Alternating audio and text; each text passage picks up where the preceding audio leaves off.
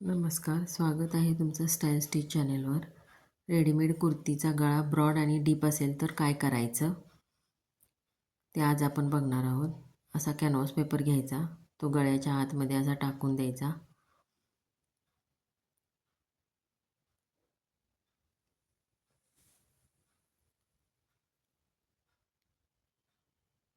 नंतर centre fix करून घ्यायचा.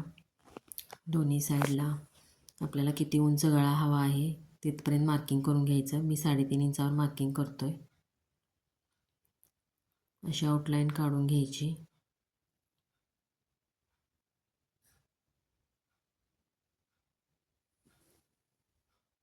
असा त्रिकोण तयार होतो. आउटलाईनच्या बाहेर अर्धा इंच मार्जिन घेऊन आखून घ्यायचं ते शिलाईसाठी. नंतर हे कट करून घ्यायचं. आहे असंच दुसऱ्या कपड्यावर जो आपण पॅच लावणार आहे त्याच्यावर ते चिटकवून घ्यायचं. हे मी चिटकवून घेतलं. आता ते मशीन खाली शिवून घ्यायचं. डबल कपड्यामध्ये एक्स्ट्रा कापड आहे ते कट करून घ्यायचं. हा आपला पॅच तयार झाला.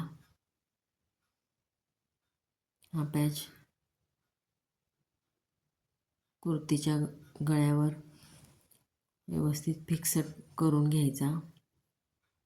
त्यासाठी त्याला आधी मार्किंग करून घ्यायचं. जे आपण सेंटरपासून 3.5 इंचावर मार्किंग घेतलेले आहे त्या मार्किंग करून घ्यायचं. तसं दोन्ही साईडला करून घ्यायचं म्हणजे आपल्याला टीप कुठं घालायची आहे ते लक्षात येतं. आता हा तयार झालेला पॅच गळ्यावर व्यवस्थित ठेवून घ्यायचा. सेंटर हलू द्यायचा नाही. सेंटरवर बरोबर फिक्स ठेवायचा. व्यवस्थित पिनअप करून घ्यायचं.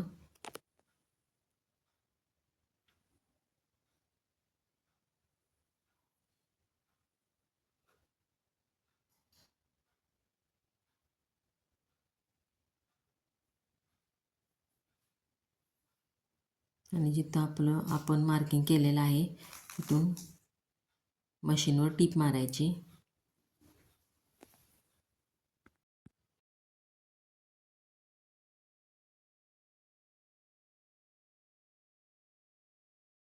तर अशा पद्धतीने आपला नेक ब्रॉड कमी झाला आणि नेकची हाईट पण कमी झाली. तुम्हाला व्हिडिओ आवडला असल्यास लाईक, शेअर आणि सबस्क्राईब करा.